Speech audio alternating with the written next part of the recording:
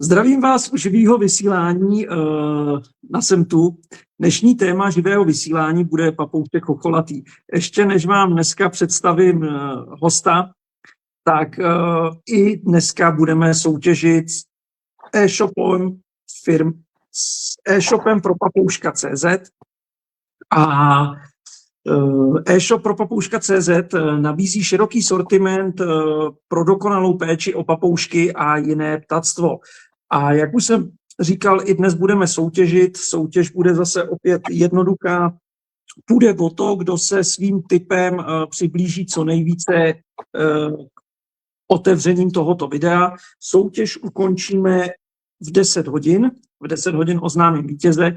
A o co budeme soutěžit? Budeme soutěžit o 2kilogramové balení směsi zrnin dle vlastního výběru a zbytek vysvětlím během živého vysílání. A teď už tady přivítám znova Luboše Pavlechu. Já tě zdravím, Luboši, ahoj, a omlouvám se za zpoždění, který máme. Ještě jednou, pardon, já se omlouvám, že jsem do toho skočil. Tak a my přistoupíme rovnou k první otázce, nebo samozřejmě ještě zdůrazním, že i dneska si budeme povídat o papouškách. Papoušek chocholatý je dnešní téma. Tak prosím tě, charakterizuj zvíře, o kterém si budeme povídat, tím myslím vzhled, výskyt zvířete. Takže papagaj chocholatý Eunificus cornutus je stredne veľký papagaj, dĺžka asi tých 32-33 cm, prevažne svetlozelenej farby, s čiernou maskou, krásnymi oranžovo-červenými očami, fialovými ledkami, fialovo-modrými teda, červenou čiapočkou, ktorú zdobí chocholik tvorený z dvoch čiernych pier a s červenými končekmi na vrchu. Papagaj chocholatý je papagaj, teda druh, patriaci do tribusu Platycerciny, čiže medzi papagaje ploskochvosté, ktorý sa veľmi príbuzný je s rodom kakariky, s rodom Cyanorhamphus a teda s papagajmi z rodu Prosopea z ostrovov Fidži.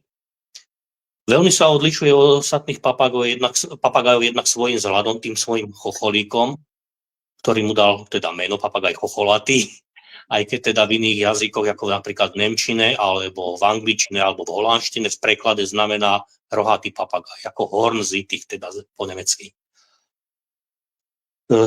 Patrí, ako som spomínal, do roku Eunificus, do ktorého patrí ešte jeden druh, a to je papagaj uvejský, ktorý pochádza z ostrova Uvea, z ostrovy Loyalty, kedy si patril ako poddruh papagaja chocholatého, ale novými systematikmi, ako napríklad Joseph Taylor Hoyle alebo teda Thomas Arndt ho oddelili a vytvorili dva nové teda taxóny.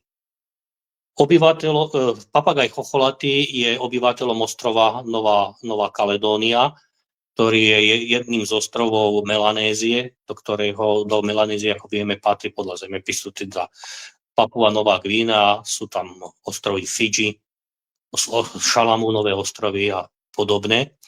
Nová Kaledónia sa vlastne nachádza východne od Austrálie. Takže tam žije tento papagaj chocholatý, ktorý je obyvateľom damarovníkových a araukáriových lesov. Súčasná jeho územie, kde vlastne žije, je silne zdevastované, ktoré sa vlastne ničí kvôli ťažbe niklu, ktoré tam ťažia francúzske ťažobné spoločnosti. Nová Kaledónia má 40% celosvetového náleziska niklu, takže takéto územie si Francúzi nepustia, takže zostáva to naďalej ich kolóniou a vytvorili z toho doslova mesačnú krajinu z tohoto ostrova. Takže papagaj chocholatý žije pravdepodobne už len v zostatkových lesoch, čo je sever a juh ostrova. Živí sa prevažne teda rastlinovou potravou, semenami, živí sa... Já do toho, Luboši, skočím, já se omlouvám, já tě takhle přeruším. Samozřejmě k tomuhle určitě dojdeme.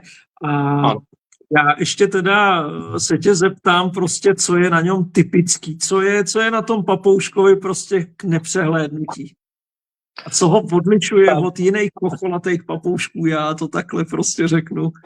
Je to jednak jeho vzhľad, teda chocholík je otvorený väčšinou z 2 pier, ale videl som teda jedince, čo mali aj napríklad 4 pera, ktorý je vlastne čierny a na konci má červené končeky teda a nedokáže s ním hýbať ako napríklad kakadu alebo korely. Má ho tam proste stacionárny, stabilný, je to vlastne fakticky jeho ozdoba. Sú to jeho krásne oči, ktoré sú podmanivé a jeho hlas, čo sa nepodobá hlas žiadneho papagája. Je to kvákanie, rehotanie, výskanie, tak hovorím, trochu opica, trochu kačica, taký zvuk z pralesa by som povedal. Takže to je jeho rozdiel. Ten chocholík skôr pripomína chochol bažanta, alebo teda prepeliek z Ameriky. Jo, no je to zajímavý. Já jsem schválně se tě ptal, protože opravdu to vypadá, to je jedno brko a na konci, jak když je napíchlá jeřabinka nebo prostě takovej červená kulička, prostě vypadá to opravdu fantasticky, je to trošku něco jiného.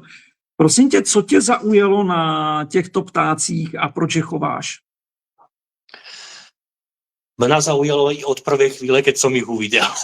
Bolo to, keď sme navštívili ešte ako klub chovateľov papagájov Holandsko a navštívili sme chovateľa Jana Postemu, ktorý choval okrem množstva teda tých čiernych kakadu, tých mutačných papagájov, choval aj tieto papagáje chocholaté.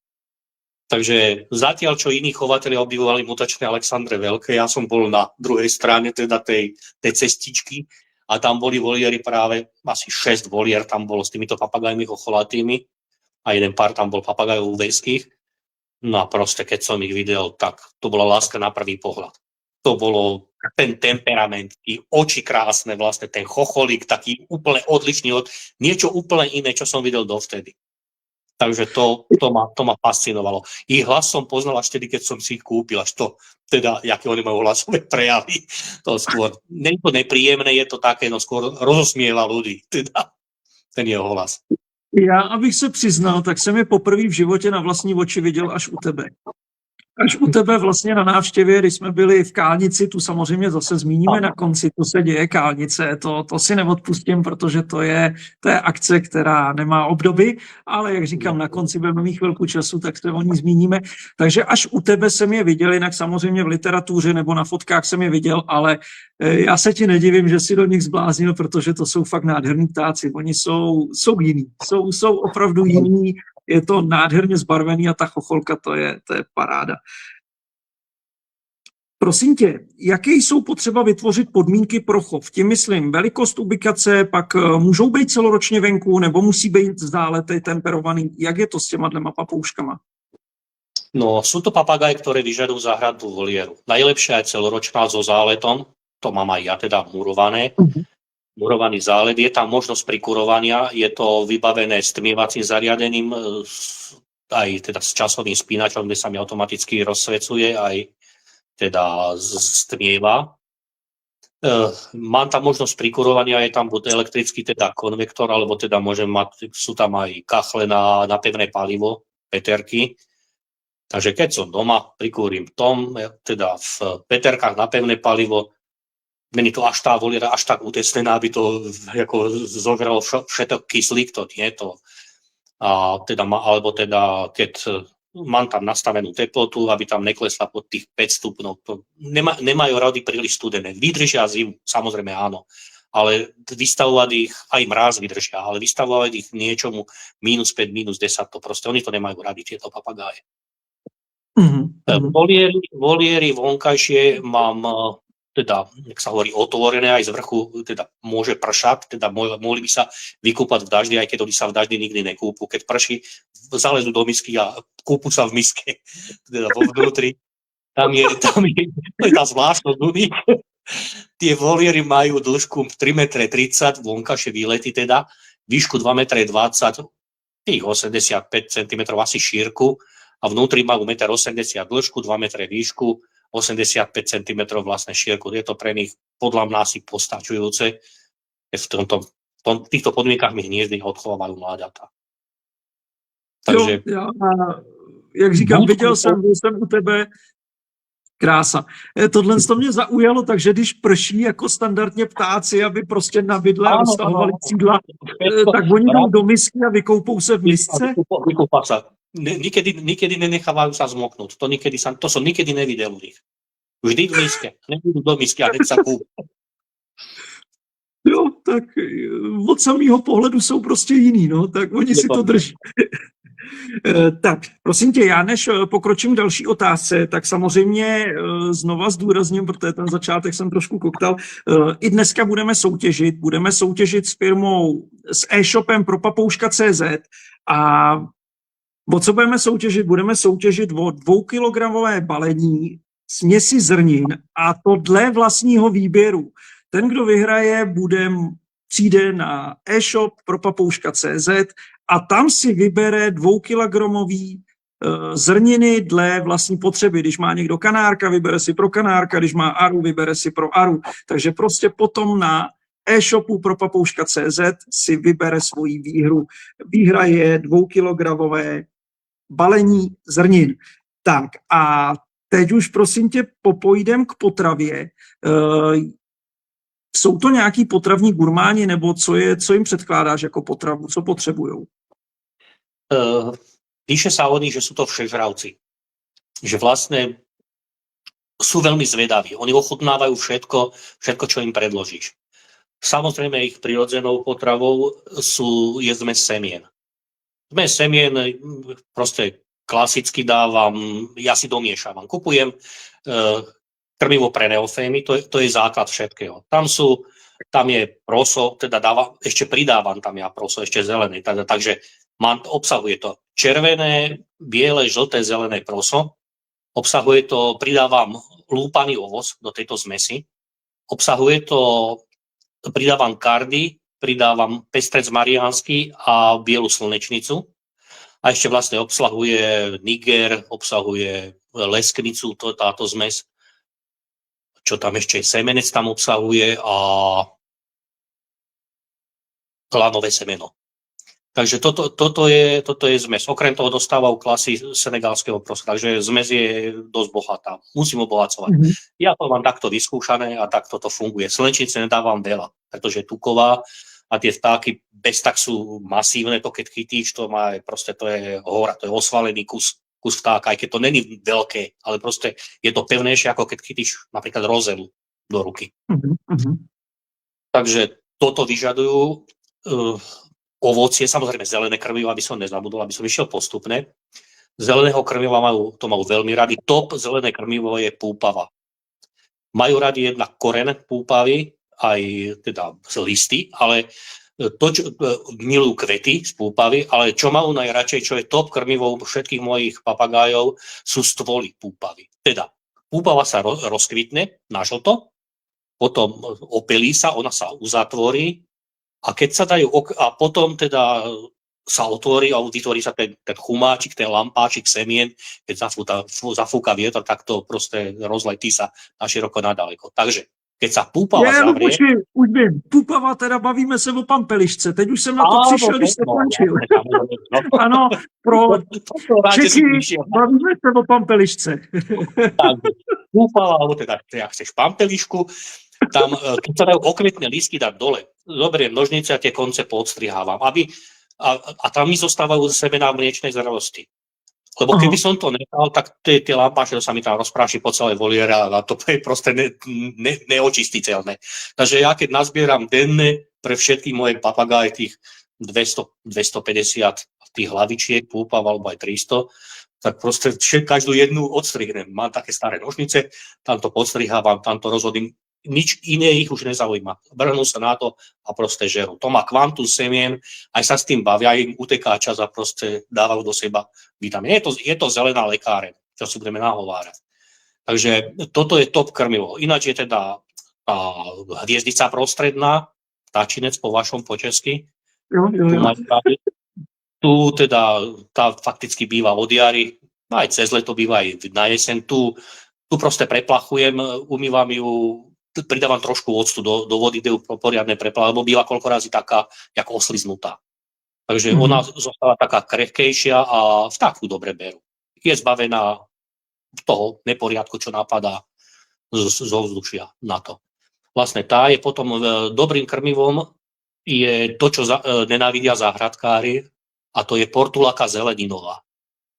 Je to rastlina, ktorá obsahuje 3 omega-masné kyseliny a má veľa vitamínov. Je to invázna rastlina, čo sa sem dostala a už skoro na každom zelenom záhode, všade sa to roztahuje. Rastie to pochodníkov, v češtine je to myslím šrucha, alebo štrucha, alebo tak nejako sa to volá. Takže to som odskúšal, proste aj susedia to vyhadzovali, hovorí, dones to všetko mne, to ja vtáky moje tieto proste zmastia. Takže toto je obľúbená pastierská kapsička, polozrelé klásy obilovín, čohokoľvek, teda kukurica mliečnej zrelosti. Ďalšie sú teda obľúbené ovocie, čo vyžadujú, to potrebujú teda, klasika, jablka, hrušky, rýbezlé, maliny, moruše, čerešne majú rady. To je ako vratané kôstok, to všetko zlomcujú, to zostáva len vlastne kôsky zostanú prázdne, škrupiny z toho. To pridávam, hovorím, melóny, pridávam, keď sú mláďatá, tí sa prvé, čo sa učia, tak to sú jadrá papriky. Keď zjem papriku, tie jadra zostávajú, tie vlastne im podávajú, mám pre ne takéto niečo, to je zo zvaracieho drôtu, spravené z antikorového, takúto zicherku, to je jednotka drôt, tam to proste napichám, zavesím na háčik a tie mladáte na tom sa učia príjmať potravu. Vlastne tieto jadrá papriky, alebo teda tekvica, alebo čokoľvek. Takže to vlastne s týmto krmím.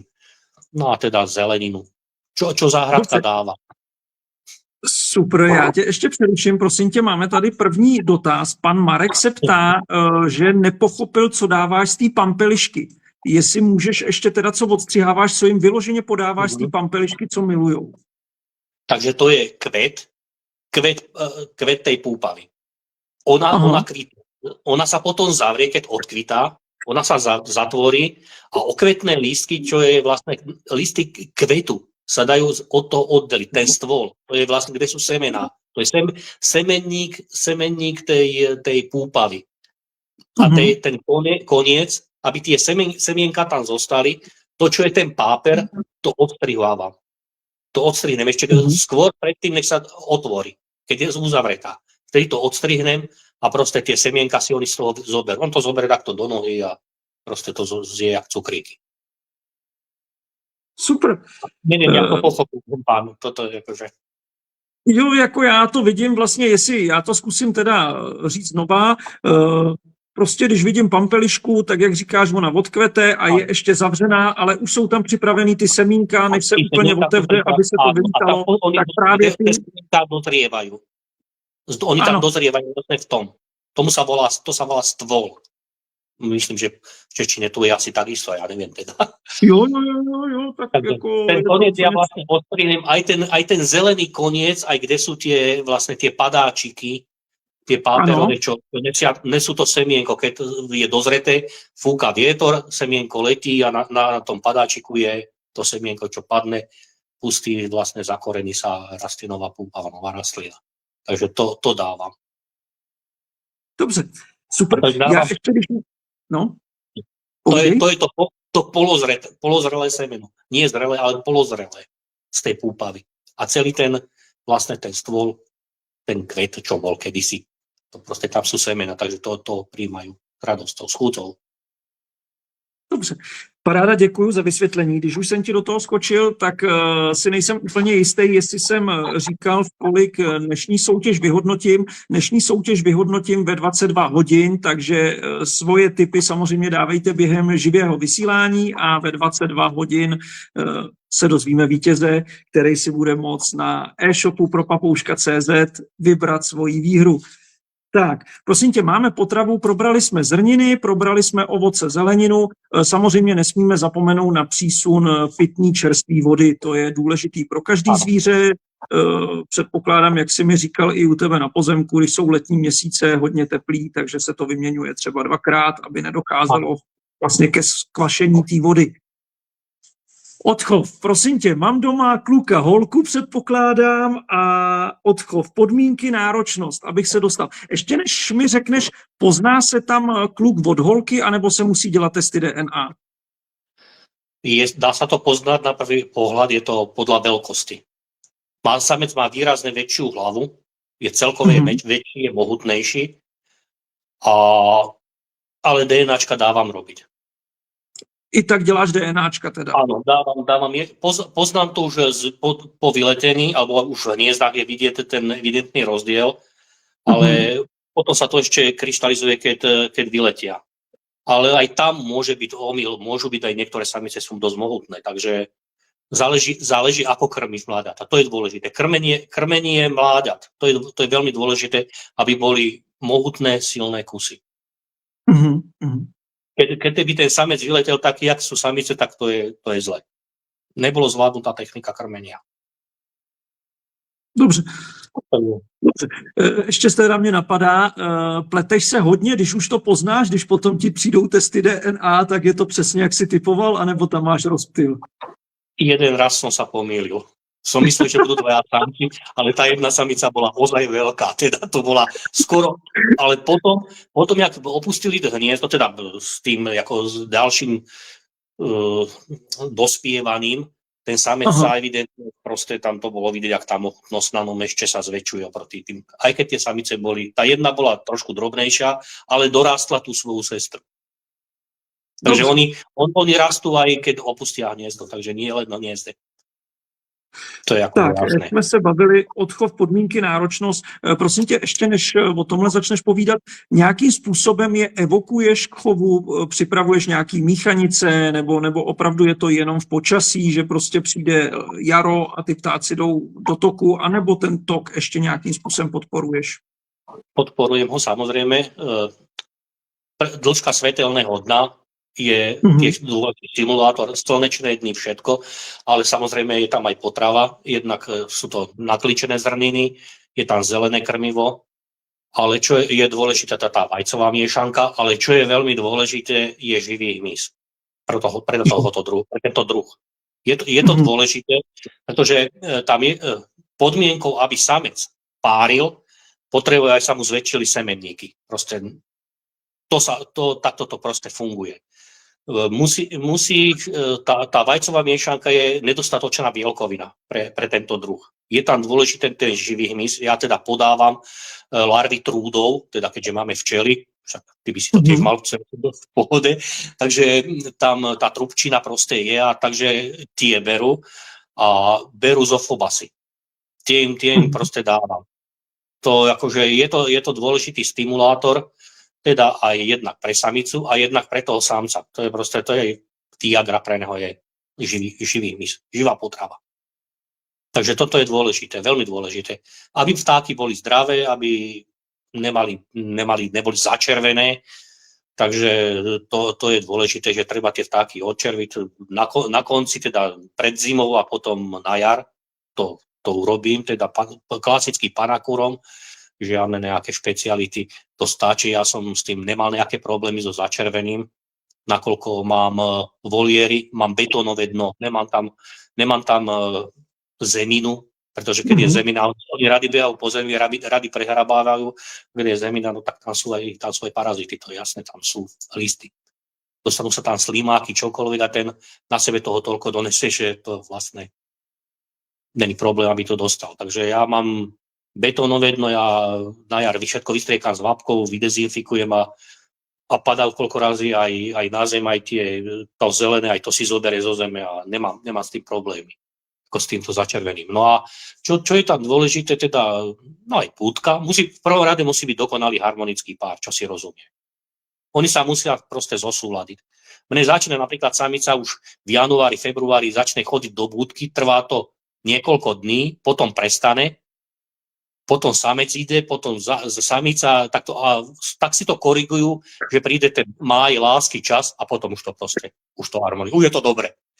Takže už v máji vlastne začínajú hniezdiť a mláďata sa obyčajne v tom júni obyčajne riahnu. Mesiac, teda vlastne po inkubačnej dobe. Takže tamto poznáme, že tie vtáky že sa pripravujú na hniezdo, že sú pohyblivejšie. Lietajú spolu, samec nasleduje samicu, stále nesmie mu naháňať, že by ju prenasledoval, ju nasleduje vlastne samicu, dáva si taký postoj, že nejde do spriameného ako postoj, ale do šikmého a on vlastne sa natáhuje a skracuje takto hlavou vlastne hýbe dopredu, dozadu, vydáva tie svoje zvuky, svoj hlas teda, zužujú sa mu zreničky, samica sa necháva krmiť od neho, ona už minimum, čo berie potravu, sama čo prijíma, on si uzurpuje právo byť prvý pri krmítku, pričomkoľvek, keď ja napríklad podám toho zofobasa cez pletivo, tá samica je krotka, tam mi bere teda z ruky, tak tomu samcovi sa to proste nepáči, to je ako, že ten samec je potom agresívny, sa proste je rozpajedený, takže toho zofobasa to musí mať proste on, aby sa nažrali s nimi teda a potom nakrmil zápäty samicu. Takže už potom, keď vidíme, keď to ide do tuhého, jak sa hovorí, už pozorujeme párenie, u mňa to párenie býva obyčajne okolo tej 8 hodiny večer. Okolo 20 hodiny. To je, ja ich nemusím vidieť, ja viem, že kedy sa pária. Podľa zvuku, ktoré vydáva samica pri tom párení, to je také také zvuky vlastne. Viem, že je párenie, takže... Prosím tě, zatím je pouze 9 hodin. Jo, máme ještě furt 9 hodin až po 10. potom. Ne, ale souhlasím s tebou, že podle zvuku vlastně my chovatelé už poznáme, já už taky kolikrát mě se zase páří ptáci, když tady o tom mluvíš, tak všechno ráno, jakmile prostě jdu krmit, mně přijde, že mi to dělají na schvál. A přesně už podle zvuku říkám, hele, tak to jsou vojáci, ne, tohle nejsou vojáci, to jde ze zhora, to budou nobilisky, tady to jsou červenouchý a prostě každý ten pták má svůj specifický zvuk při tom páření a člověk prostě už to poznám, už tam ani nejdu prostě kolikrát, protože samozřejmě jakmile tam vlezu do chodby, i když mám tam 2-3 páry takových exhibicionistů, kterým je to úplně jedno, těm prostě chodím krmit a oni furt jedou. To je jedno, to jsme odbočili. Prosím tě, Luboši, budky. Přírodní, kmenový, nebo jakou budku používáš pro tyhle? Co ti přijde, že mají nejradši? Ja používam kmenovú budku zo smreku. Je vysoká 62 cm, vnútorný priemer má asi 25 cm, letový otvor je 8 cm, dole vedie samozrejme rebríček, aby nezoskakovalo, lebo tá budka je dosť vysoká. A ako podstielka dávam práchnivé drevo. Nedávam piliny, nedávam štiepky, to som skúsil jeden raz vlastne toto práchnivé drevo a osvedčilo sa mi to. Ja keď idem na prechádzku prírodou, ja mám vždy so sebou iglítku, ja s prázdnymi rukami nikdy nejdem, ja som hovorím prírodný kleptoma, vždy niečo vtákom donesiem. No a vtedy, vlastne, keď prejdem okolo potoka, tam je kopu vrb popadaných, čo hníjú, takže naberiem toho práchna domov, keď je aj nejaké príliš mokré, tak sa usuší, dám ho do vreca igelitového, mám mašinku na výrobu ozónu, čo sa čistia klimatizácie v náhľad, to som mi kamarát zohnal, teda kúpil, takže šupnem hadičku do toho vreca, napúšťam tam ozón, aby sa to vydezinfikovalo, aby tam vylikvidovalo nejaké patogény alebo niečo takéto. Nechám to tam 12 hodín alebo 24 hodín a proste potom to dám vtákom do budky. Budky dezinfikujem pochopiteľne, samozrejme, buď teplozdušnou pištolou alebo teda výrkonom vystriekam vždycky pred hniezdením. A nasypem tam vrstvu tohoto práchnivého dreva a utlačím to a tam si samica urobí hniezdo. Ešte keď sú tam nejaké väčšie kusy, tie ešte rozhryze. To je ako normálna vec, takže ona už keď tam tráví čas dlhšie, tak viem, že asi bude hniezdo. Viem, kedy chodia presne do budky, pretože ja ju mám vertikálne zavesenú, ale oni na ňu skáču toľko, aby ju vychýlili aspoň o tých 5 stupňov do boku. Takže viem, že tá samica tam chodí. Nemusím ju tam vidieť vlastne, či tam je alebo nie. Viem, že tá samica tam chodí. Oni to proste takto chcú. Kedy ju vyrovnám, zas tam skáču takto dokola, dokiaľ sa im nepodarí zase ju o tých 5 stupňov tú búdu vychýliť a proste potom tam do nej ide. Prosím tě, kolik mají průměrně vajíček? Kolik mají průměrně vajíček a jak dlouho vlastně je inkubace, než se dočkáš mláďat? Literatúra uvádza 2 až 5, no u mňa to bolo vždy, okrem jedného razu, raz mali 4, ale obyčajne mávajú 3. Vždy 3. Oplodné som mal 100% vždy, ako ten samec bude mať 19 rokov, ale tak ako páry stále dobre. Takže ešte číperný. Takže inkubácia je tých 21-22 dní, skôr by som povedal, tých 22 zhruba to vychádza. Samica sedí, samec ju krmí mimo hniezda, on ju zavolá, vyjde, nakrmí ju, ona ide si naspäť sadnúť. Takže tak toto prebieha, jahnú sa mláďata po tých 21, až hovorím, tých 22 dňoch sú porastení takým tmavo-sivým páperím, tak až skoro do čierna. No a čo je dôležité pri mláďat, na 9. deň ich kontrolovať ich nožičky, či na vlečenie krúžku. Krúžkujem 5,5 krúžkom, tieto papagáje, pretože tam platí... Luboši, pardon, že ti do toho skáču, to už je v 9. dnu je kroužkuješ? Nie, na 9. deň to kontrolujem, ale to skúsim, lebo pretože nemusím presne odhadnúť deň jahnutia, môžem tam jeden deň a jeden deň robí veľa. Tam je jeden deň je nožička tenká, druhý deň je akurát a tretí deň už máš problém ten krúžok navliecť. Takže to krúžkovanie tak vychádza ten 11. deň. Vtedy ten krúžok tam dobre drží, nejde extrémne ľahko, ide tak proste, že ho natiahne. Ešte aj tam môžu byť rozdiely, že niektoré môžu mať tie nožičky hrubšie, tak preto to treba kontrolovať. Aby to vyšlo možno, ale už na ten 9. deň už sa na to pozriem vlastne a skúsim, jak je voľný, jak padá, nechám tam deň, 2. A potom to vlastne navlekám ten krúžok. Dobře. Takže 5,5 kroužek si říkal. Je potom ještě přikrmuješ je, když vlastně mají v době hnízdění, přidáváš ještě nějaký ty míchanice nebo prostě něco navíc oproti standardnímu krmení? Dostávajú klasicky tú vajcovú miešanku, tú berú teda, a okrem toho tie zofobasy. To tak dávam dve tie larvy, tie veľké, oni sú pomerne veľké, na jedno mláďa. 2, aj 4 dávam, ako kedy, aj ráno, teda aj potom ešte večer. Oni sa ich dožadujú, tých zofobasov. Takže tie mláďatá by boli krmené aj tým hmyzom. A to je práve to, že tie mláďatá sú väčšie, sú proste mohutnejšie, lepšie prospievajú. Oni, ako musím povedať, že oni krmia ako veľmi výdatné. Tie mláďatá že idú prasknúť, nafutrované doslova tým krmivom, ale stále sa dožadujú potravy. Sú stále hladné. Takže to je, oni proste tam, oni sa nezastavia, oni stále valia do nich. To ja mám taký. Takže krmí najprv samička, samec krmí samicu, samica krmí mláďatá a potom samec tak od toho 3. týždňa začne krmiť mláďatá takisto. A v budke zostávajú tých 40 dní, potom teda opúšťajú hniezdo. Stáva sa, že opúšťajú aj skôr vyletia. Ale treba dávať pozor, jak mláďa vyletí, koľko razy zostane sedieť na zemi a nedokáže zlietnúť. Treba mláďa zdvihnúť, šupnúť naspäť do búdky, za 2 dny vyletí a lieta. Toto je možno problém aj v tej Novej Kaledónii, že tej dospelosti sa dožíva minimum mláďat. Že tam vlastne mláďa, koľko razy vyletí skôr, a zožere ho tam napríklad varan, alebo mačka, alebo nejaký proste predátor. To sú obete. Takže asi takto to funguje aj vo voľnej prírode, ale v ľudských opatreniach my sa fakticky chovateľi o to postaráme. Takže keď ten vták nezlietne to mláďa, vrátiť do budky. Za 2 dny hovorím, alebo aj za 3, alebo za koľko, opustí hniezdo a lieta. Nemotorné síce nie ako extra, ale ono sa naučí, oni sa potom rozlietajú a je problém. Potom sú mláďatá krmné ešte rodičmi také 4 týždne. 3-4 týždne. Oni sa dožadujú stále potravy, hlavne samičky, tie sú také potvory, oni proste pýtajú, a to už väčšinou krmí teda samec, opustený, hniezda. Dobře, prosím tě, máme tady otázku, pan Marek se ptá, při kontrole samice vás pustí se podívat, nebo je musíš vyhnat? Nevyhánam nič, ja kontrolujem tedy, keď je vonku.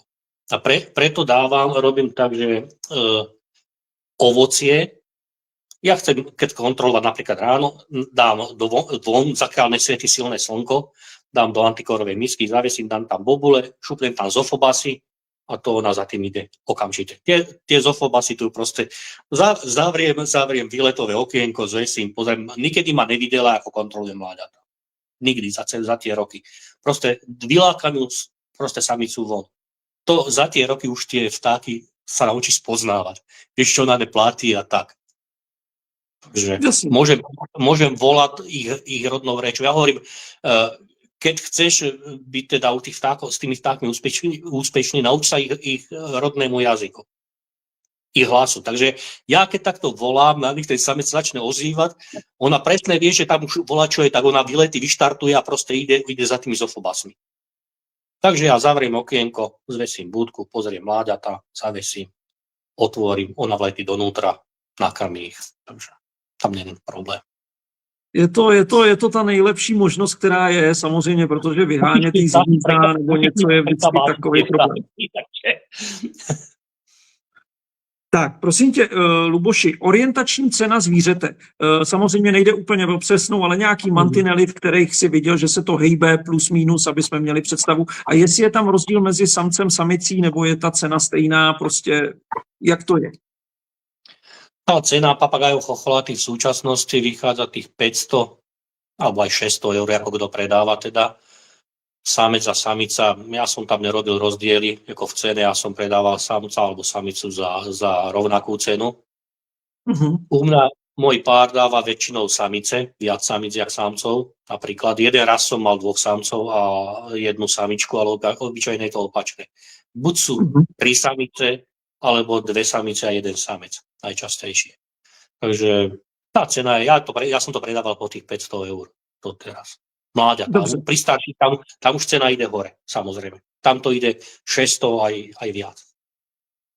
Dobře, takže se bavíme nějakých 12 až 15 tisíc mládě, což je, dejme tomu, když budu počítat euro 25 korun, ono se pohybuje plus minus kolem těch 25 korun, takže je to těch 12,5, 12 až těch 15 tisíc za mládě. Dobře, prosím tě, je zvíře vhodný jako domácí mazlíček? Jak bys to viděl? Jak to vidíš ty? Samozřejmě jde o tebe. Na to, koľko sa ich chová, ja by som toto neodporúčal. Áno, oni skrotnú, to je pravda. Dokonca viem, že sa naučia rozprávať niekoľko slov, reprodukovať ľudskú reč. Sestry Karáskové boli u mňa, kupovali teda samičku, mali samčika, ktorý bol dokrmený, teda toho mal krotkého, a tiež hovorí, že rozpráva, teda niečo sa naučil, ale myslím, bola mu tá samička daná do páru, takže neviem, ako to teraz funguje medzi tými vtákmi. No a ja by som to nechoval ako domácich maznáčikov, určite nie.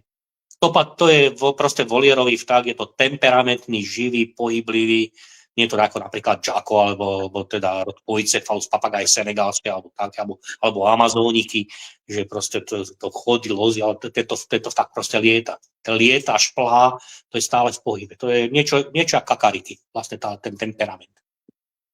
No, a kakariku je...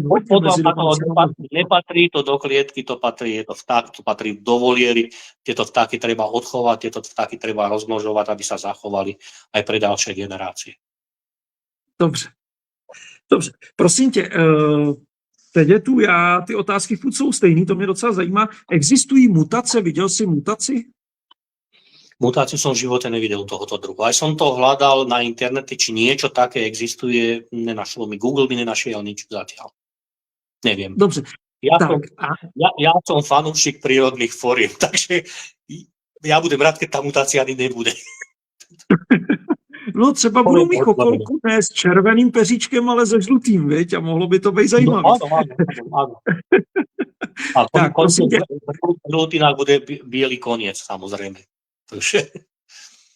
Alebo pri modrých. Máme tady otázku, což je pěkná. Pan Antonín se ptá, v jakém stáří nasedají? Na odchov by sa mali používať aspoň dvojročné jedince.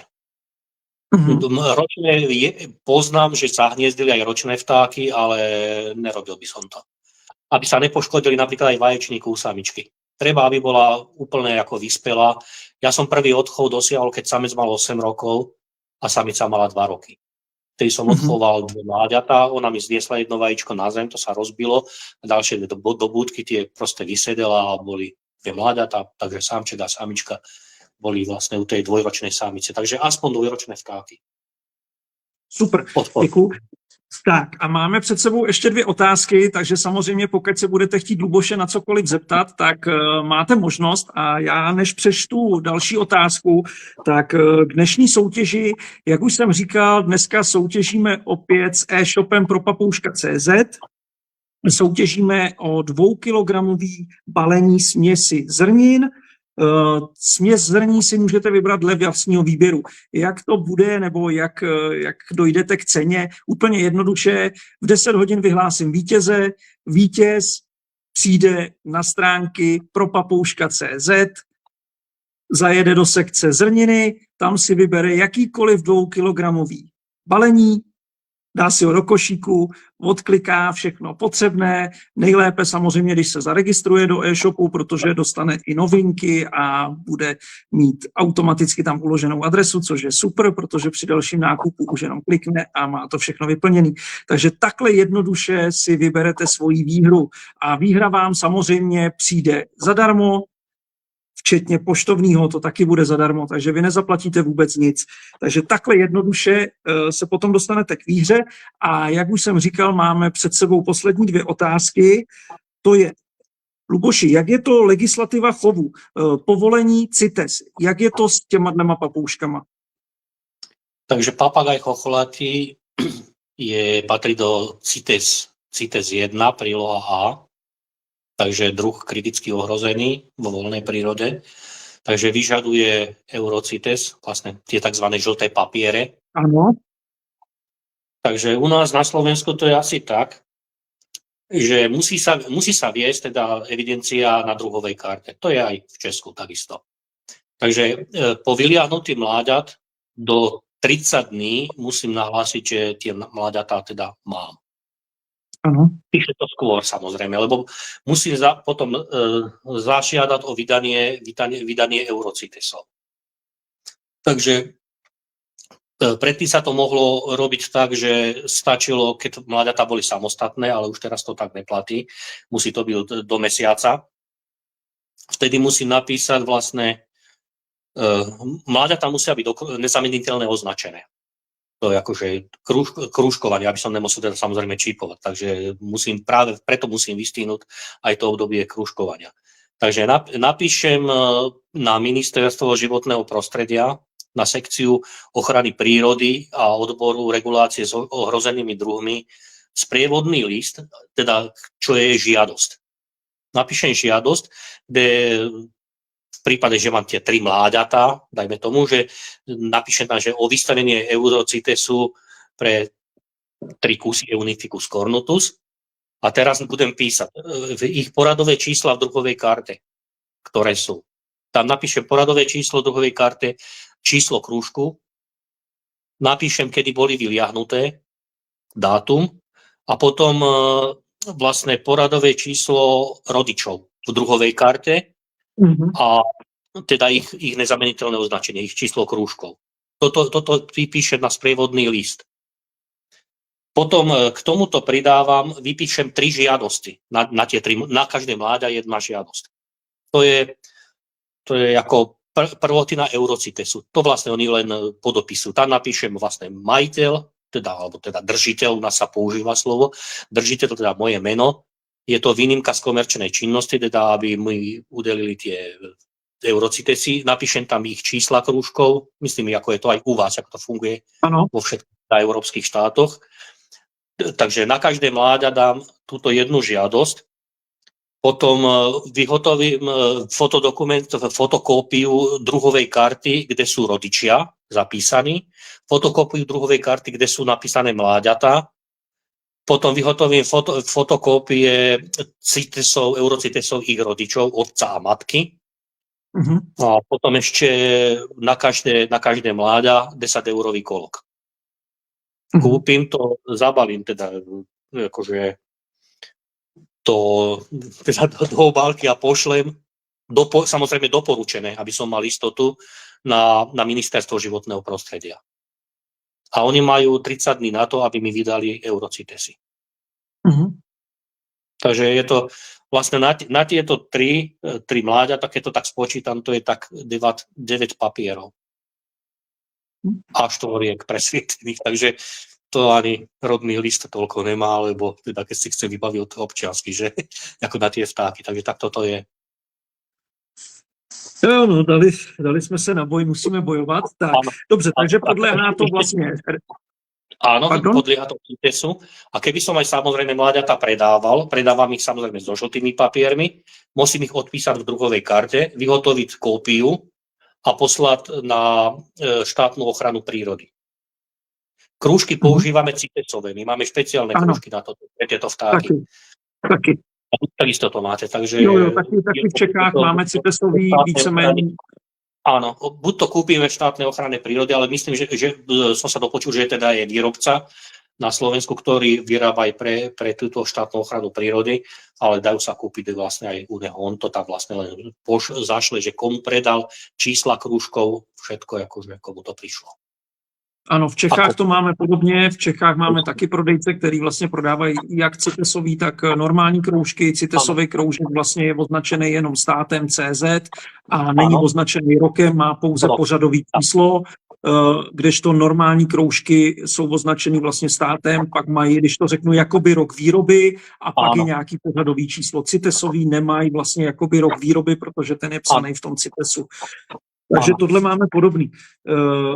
Tak, prosím tě, máme před sebou poslední otázku. Znova, jestli se bude chtít kdokoliv cokoliv zeptat na papoušky chocholatý, tak máte ještě možnost. Chov.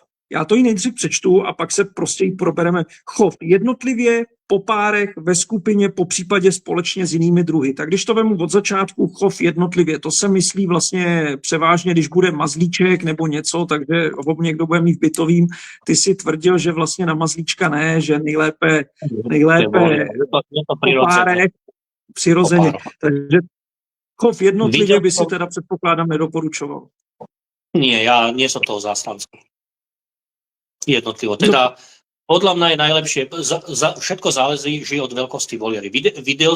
Bol som na návštevu chovateľov, čo chovali napríklad 2 páry pohromade. Tá voliera bola obrovská, lietali tam s nimi, kakadu havranie tam lietali v tej voliere, lietali tam papagáje červenokrídle, napríklad austrálske, teda druhy. Tá voliera bola otvorená, nebola ani dekurovaná, nebola temperovaná, čo by som také tvrdé podmienky ja osobne nedával teda, ale tak je to jeho vec, on to tak robí, jemu sa to povedal, že sa mu to takto darí. No a boli tam 2 páry, ale tá voliera bola veľmi veľká. Tá len na výšku mala 4 metre a na dĺžku to bolo, ja neviem koľko to malo, tam 12 alebo 15 metrov. Široká bola tiež ale 4 metre, takže hovorí, že v tomto sa mu to akože darí. Ale ja osobne to mám jediný popár, ja si to neviem predstaviť, môj pár, už len keď mláďatá výjdu, že fakticky ich oddelujem, lebo napríklad samica chovná, tá neznáša svoje céry. Akože to samec miluje svoje deti, ale ten samec im venuje potom viac pozornosti napríklad ako svoje partnerky, čo tá samica nemá za rada. Takže ona proste príde, keď napríklad, že mi zostane samička mladá, že by zostala s rodičmi, a začne niekedy na začiatku roka samici začne chodiť do búdy. Takže to je katastrofa. To začne melať, to sa oni proste tie samice bijú. A takisto, keď sa chovajú, není dobré, aby na seba videli tie vtáky. Môžu mať akustický kontakt, ale nie vizuálny. Tam musí byť jednoznačne pevná stena. Ja som jeden raz tak, mi zostal samec mladý, dal som pevnú stenu, on stále vyrušoval, plastovú, teda tam vylúpil kúsok na tom rohu, kde strčil oko a pozeral sa na tých starých a proste tie vtáky mi nenahniezdili vtedy. To bolo hrozné. To proste aj sa krmili, aj sa párili, ale proste nehniezdili. Takže toto neodporúčam. Keby hovorili jediné pevné steny, aby na seba tie vtáky nevideli. Nikde žiadna štrbinka, nič, proste uzavreté. Dobře. Hele, tak jako, ale na druhou stránku, jak jsi říkal sám, pánovi... Ale aj výlety. Nielen zálety, ale aj výlety. Podotýkam. Aj tam musí byť pevná stena. No, vidíš. No a pánovi ve velké voliéře to funguje. Tam to funguje, ale proste mne to... Ja aj keď som bol napríklad vo Valzorode, tam tiež lietali s madami vodrotemennými ve veľkej voliére. Ja neviem, myslím, papagaje timorské tam boli, ale či ich odchovávali, to už neviem teda. Tie chocholaté. Dobře, takže já se k tomu vrátím. Po párech je pro tebe prostě ideální spojení, aby ty ptáci byly ve voliéře po párech. To je prostě asi to nejlepší. Majú svoje Potom tam máme súkromie, majú svoje teritorium, takže...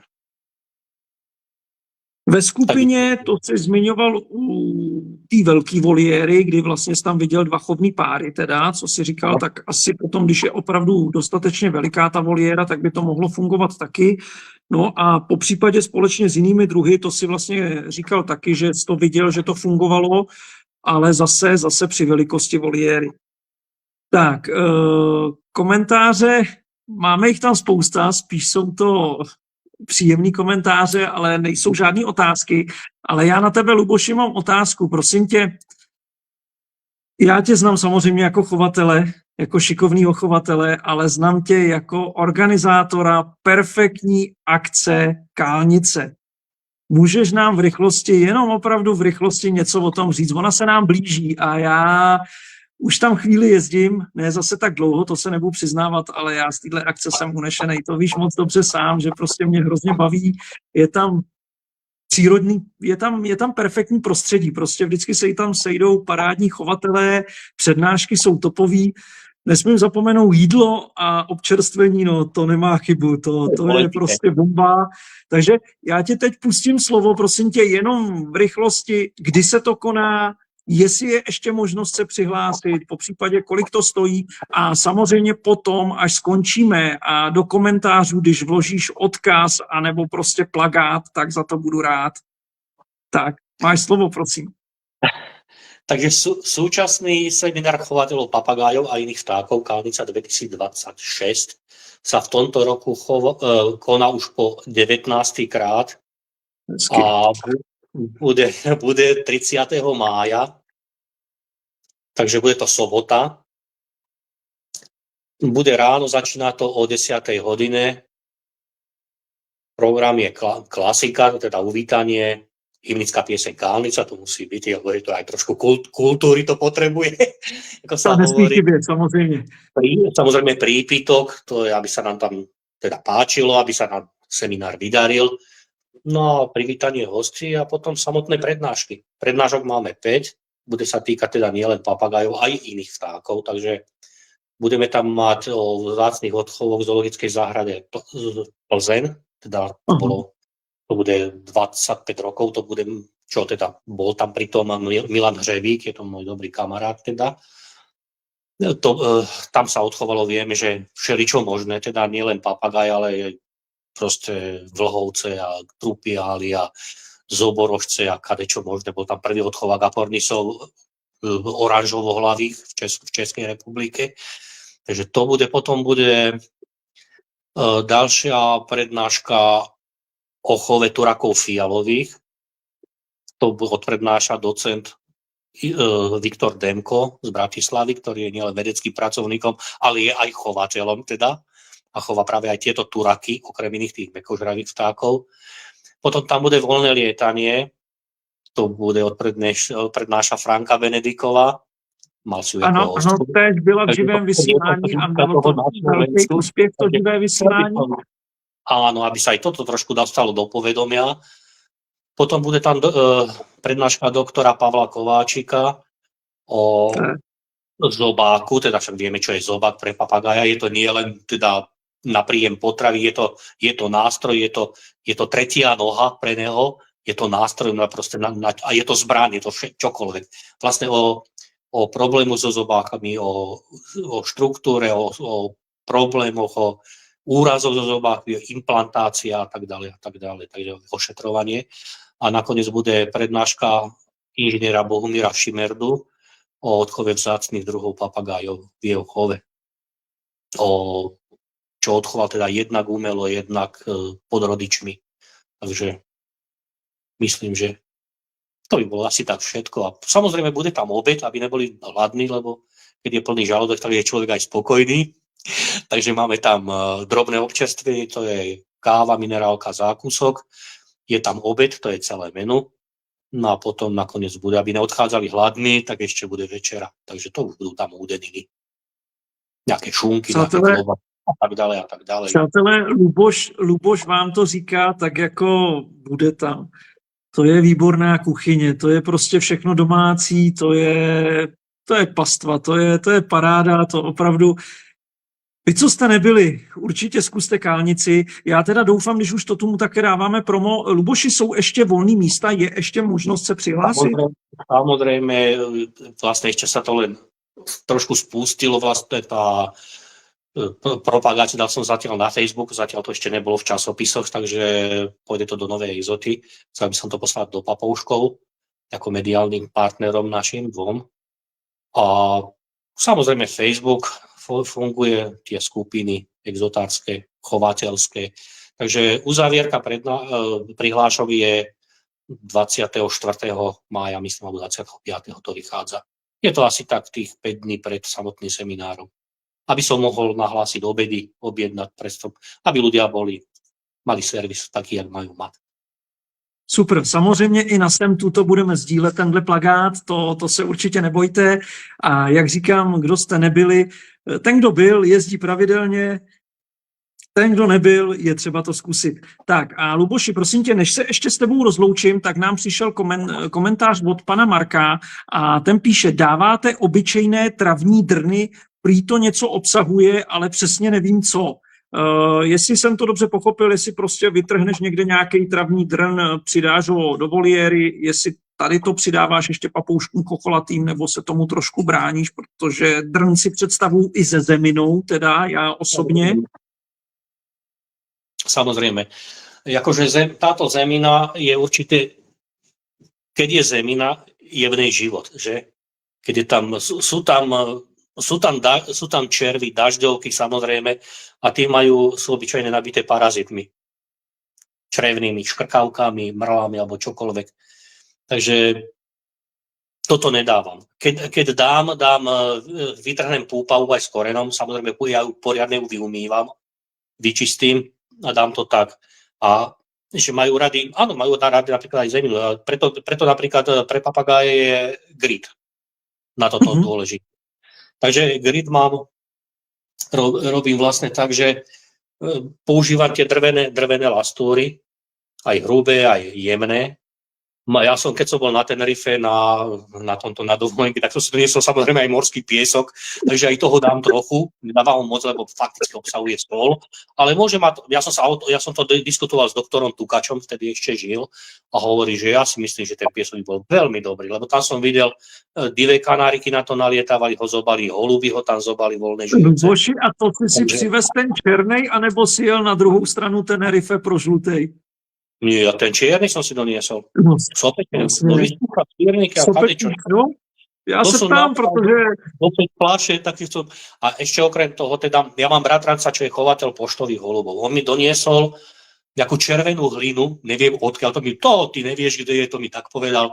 On to dáva holubom a obsahuje fakticky minerály. Takže toto ja dávam tým papagájom chocholatým, oni žerú aj tú hlinu, tú červenú. Je to mŕtvina, tam ako na tej hline, tak keby si niečo zasadil, tak by nerastlo asi nič, podľa mňa. Možno to obsahuje nejaké, na rozbor som ju nikedy nedal, takže neviem. Takže tú hlinu žeru a okrem toho dostávajú teda do toho gritu humagnatur, ten tam dávam a dávam im aj čierne normálne drevné uhlie. Ale samozrejme nie na veľké kusy, ale na drobné, lebo oni by boli jak kominári z tohoto vlastne zafúlaní. Takže toto tým papagájom pridávam. Takže nedávam takúto zeminu s týmto ako humusnú alebo takú. Majú vlastne tieto minerály dostávajú. A ja teda, keď dávam na ohrys konáre, mám predlísky, robil som kedysi vo firme, kde sme vyrábali potravinárske stroje. A robili sa aj vyfukovačky napríklad na kanistre, na 5 fľaši a na takéto niečo. Takže ostali predlístky, ktoré sa vyhadzovali na recykláciu, ktoré boli nepredohriate, keď sa to skúšalo, vlastne overovala sa vlastne linka, ktorá toto mala vyrábať, vyfukovať, tá vyfukovačka. To sa vyhadzovala. Tak som si vypýtal od šéfov tieto predlístky, tak to som tam poumiestnoval, nalial som tam vodu, strčil som tam konáre, a samozrejme vodu som vymienal, aby nebola špinavá, alebo teda takto. Lenže nevždy na to bol čas. Potom aj napršalo toto, aj voda vyschla, napršalo za to do toho. A tie konáre som tam dával na to, aby boli dlhšie zelené, vydržali. Aby mohli ohryzovať tie listy, tie pupené a tak. No a naraz som videl jedného dna, jak tí papagáji tam tú smradlavú špinavú vodu pijú. No pocity som mal to také všelijaké zmiešané, ale si myslím, však vo voľnej prírode tiež pijú vtáky z kaluží vodu, alebo kde sa tam divé svine, kde sa bahnia, vyváľajú fakticky, a tu tej vody sa napijú, aj keď niekde blízko teče prameň čistej vody. Tak pre niečo to majú, asi možno nejaké humíny, alebo oni tiež, samozrejme, tie papagáje priletia a napili sa z toho. A nebolo im fakticky nič. Takže oni tým možno, že dostávali nejaké látky, ktoré pre svoje telo potrebujú. Ale nepili tú vodu každý deň. Oni sa jej napili raz a potom ju pili, čo viem, takúto vodu za nejaké 2-3 mesiace alebo za pol roka, keď potrebovali určité látky si doplniť. Takže my často ich hýčkáme, jak vo vatičke. Samozrejme, tú vodu, čo mohú napiť, ja im vymieňam. Keď oni tam, to sú bordelári, nanosia tam šupky všelijaké, ja im to vylievam, tam nebol slis, ja im to vždycky vyčistím. Ako čistič používam mysiek napríklad žihlavu. To je ako prírodný kopřiva po česky. A to prhlne si človek zvykne, samozrejme, to krásne vyčistím, to ostane taká tá miska, jak alabaster. Tam slis ide z toho dole. Takže to je čistiaci prostriedok prírodný, čo vyčistí a nepoškriabe. Takže tak to čistí. Tam majú vodu čistú. Ale keď chcú, no, tak sa napijú aj z takejto vody. A môžu mať pri tom čistú a napijú sa tej špinavej. Takže takto si oni zase doplňajú tie ďalšie látky. Dobře. Luboši, prosím tě, máme tu poslední otázku od Lubomíra, pak samozřejmě ti poděkuju, rozloučím se. Pan Lubomír se ptá, co dáváte za dřeviny na bydla? Prosím tě, z čeho používáš, z jakého dřeva bydla, nebo co dáváš na bydla? Za bydla. Používam hlavne bazu čiernu, alebo aj lieskové používam, alebo aj bazové, ale keď dáš bazové, to do 24 hodín je kvôra obratá z toho. To hned proste dajú dole. Takže tá baza čierna je dobrá. To považujem za také najlepšie bydla, pretože sú jednak, nie sú studené a sú mäkké. To je mäkké drevo, takže nespôsobuje nejaké otlaky. Takže môžu sa dať, akože dával som aj vrbové, aj lieskové som dával, ale väčšinou dávam z tejto bazy čiernej. Dobře, fajn. Tak a my máme za sebou poslední komentář, uzavřel to pan Lubomír a já musím připomenout, že ve 22 hodin vyhodnotím soutěž a dozvíme se vítěze. Vítěz samozřejmě potom navštíví stránky propapouška.cz a vybere si svoji výhru. A my jsme na konci, Luboši, já ti hrozně moc děkuju i za ty problémy, které jsme měli na začátku, protože dneska to bylo dramatický. Oba jsme angličtinou nepolíbený a všechny ty aplikace tu angličtinu potřebujou, takže opravdu proto se omlouvám až teď. Měli jsme zpoždění a byli jsme z toho nervózní, ale myslím si, že tohle povídání, já ti za něj hrozně děkuju. Za prvý, papoušci jsou nádherný, jsou to krásní ptáci a Tebe jsem hrozně rád viděl a slyšel a opravdu už se moc těším, až se zase potkáme v Kálnici, nebo doufám, že se potkáme dřív. Možná, že se potkáme, jsem něco slyšel i v Silůvkách. Nevím, jestli už to teda jedeš nebo nejedeš. Zatiaľ asi nie, pravdepodobne. Chcel som, ale mi to nejako nevychádza. Uvidíme. Nevadí. Když se potkáme, budu za to rád. Silůvky samozřejmě připomínám, jsou příští týden. Je to jedna z českých akcí, která je taky na vysoké úrovni, takže přátelé, jestli tohle vyhledejte na Facebooku Silůvky, mám to i já na stránkách, jsem tu vlastně odkaz na Silůvky, zase jedna ze super akcí, ale nejsem si jistý, myslím si, že už tam je plno, ale radši ověřte, ten, kdo by tam chtěl ještě jet, tak radši ověřte u Romana Záděru. Tak a teď už se vrátím k tobě, Luboši. Hrozně moc děkuju za dnešní vysílání a za to, že jsi přijal tuhle výzvu. Ty už seš tu podruhý, takže ty už seš ostřílenej. Divákům hrozně moc děkuju za to, že jste byli dneska trpěliví, ale jsou to živý přenosy, prostě někdy se to stává, někdy to takhle je. Takže děkuju moc a přeju vám všem krásný zbytek večera a těším se na příští čtvrtek. Ten bude taky zajímavý. Mějte se fajn a zatím ahoj. Luboši, děkuju. A ahoj. Tak krásne. A ja ďakujem, že to so mnou vydržali diváci. No a prajem im pekný zvyšok večera a úspešnú chovnú sezónu v tomto roku. Přesně. Majte sa krásne. Taky díky moc. Ahoj. Naschle. Ahoj.